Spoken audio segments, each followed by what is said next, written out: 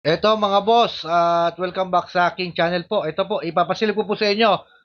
Pull out unit po natin ngayon from North Cotabato. Ito po, pinalagyan po natin siya ng sun visor. At ikutan ko po lahat ng unit. Before and after po ito, nung as is pa, tsaka naging fully reco na. Ipasilip ko po sa inyo, convert to molly po yung likuran nito. Dati pong airbag yung likuran, kinonvert sa molly. And then, original molly naman po yung harapan niya. Magkabila. And then, ito po yung itsura niyo una, red color with white. And then, hindi po siya napipaint. Ang nagawa lang dito, nilipat na yung manibela sa kaliwa. And then, yung upholstery, new matting na rin. And then, dadalahin na po ito sa painting area. May pinturahan na po ito. Ayan po, naka-new upholstery, new matting na rin siya. And then, dadalahin na po doon sa painting area. I-re-reco na, and then, imumuli na po yung likod. Airbag lang po kasi yung likod nito with original center post. And then, original paint pa po siya. As is po, maganda po yung unit na ito. Tatlong unit po pinakita ko kala bossing, tatlong pinagpilian niya. And then, yung kanyang tiyuhin ang pumili po nito. At guide natin sila dito sa company na ito. Talaga naman na all good po yung napili nila bossing. Hanggang sa may pull out namin yung unit, ipapasilip ko po sa inyo. Talagang binabantayan po natin yung mga unit ng mga nagpapa-reserve ng unit sa atin.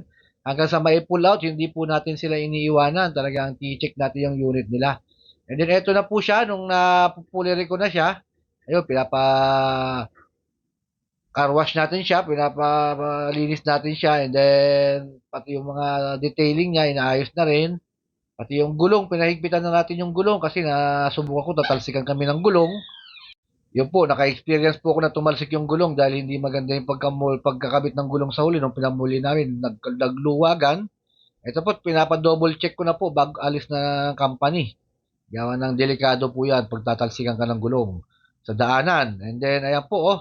At naka-green lining na rin po yung drop side niya. And then, steel flooring po ito. And then, kinonvert na po sa molly. Ayan na po siya. Double differential po ito. The 12-wheeler wing van. 6WF1 CRDI. At ayan na po. At mamaya-maya lang po ipupull out na po natin ito. Ine-inspection po mabuti yung unit para po all goods pag alis. And then finally po natapos na kami sa inspection. And then po ito pull out na po. Papunta po ng North Cotabato. Ang negosyo ni Bossing is tracking. And then palm oil. Yan po ang negosyo ni Bossing sa North Cotabato ha. Talaga naman maraming salamat po sa mga taga Mindanao.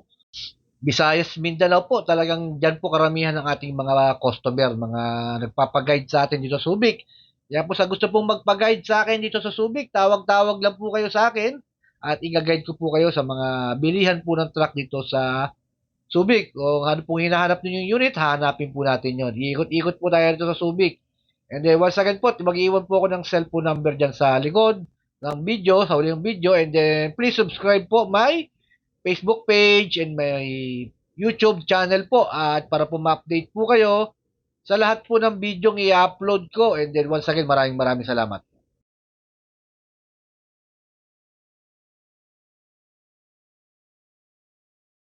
Magandang buhay! Naghahanap ka ba ng truck sa Subic? Tumawag na kay Subic Truck TV at magpa-guide.